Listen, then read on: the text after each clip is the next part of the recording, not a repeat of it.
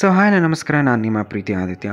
ಇದು ಮಹಾಲಯ ಅಮಾವಾಸ್ಯೆಯ ಹಿಂದಿನ ದಿನ ಸೊಪ್ಪುಗಳನ್ನೆಲ್ಲ ತೊಗೊಂಡ್ಬಂದು ರೆಡಿ ಮಾಡ್ಕೊಳ್ಳೋಣ ಅಂತ ರೆಡಿ ಮಾಡ್ಕೊತಾ ಇದ್ದರೆ, ಒಂದನ್ನು ಅಕ್ಸೆ ಸೊಪ್ಪು ಅಂತಾರೆ ಮತ್ತು ಇನ್ನೊಂದನ್ನ ಶಾಮದಂಟು ಅಂತಾರೆ. ಅಕ್ಸೆ ಸೊಪ್ಪಲ್ಲಿ ನಾವು ಪಲ್ಯ ಮಾಡ್ತೀವಿ, ಶಾಮದಂಟಲ್ಲಿ ಚಟ್ನಿ ಮಾಡ್ತೀವಿ. ಇದೆರಡು ಕಂಪಲ್ಸರಿ ಅಂತಾರೆ. ಅದಕ್ಕೆ ಎಲ್ಲ ರೆಡಿ ಮಾಡ್ಕೊತಾ ಇದ್ರಿ. ಮಾರನೇ ದಿನ ಬೆಳಗ್ಗೆ ಬೇಗ ಎದ್ದು ಸ್ನಾನ ಮಾಡಿ ಪೂಜೆಗೆಲ್ಲ ರೆಡಿ ಮಾಡಿ, ಅಡುಗೆಗೂ ಅಷ್ಟೇ ನಾನು ಅಮ್ಮನಿಗೆ ಹೆಲ್ಪ್ ಮಾಡ್ತಾ ಇದ್ದೆ. ಅದಾದಮೇಲೆ ಐನೂರು ಬಂದ ತಕ್ಷಣ 3 ಎಡೆ ಹಾಕಿ, ಅದಾದಮೇಲೆ ದಾನದ ರೂಪ ನಾವೇನೇನು ಕೊಡಬೇಕು ಅಂದ್ಕೊಂಡಿದ್ದಿರುತ್ತೋ ಅದನ್ನೆಲ್ಲ ನಾವು ಎಲೆ ಮೇಲೆ ಜೋಡಿಸಿ ಪಿಳ್ಳಾರ ಇಟ್ಟು ಕಳಶ ಇಟ್ಟು ಪೂಜೆ ಸಲ್ಲಿಸಾದ್ಮೇಲೆ ತರ್ಪಣ ಬಿಟ್ಟಿದ ತಕ್ಷಣ ಅದನ್ನೆಲ್ಲ ಐನೂರಿಗೆ ನಾವು ದಾನ ಮಾಡ್ತೀವಿ.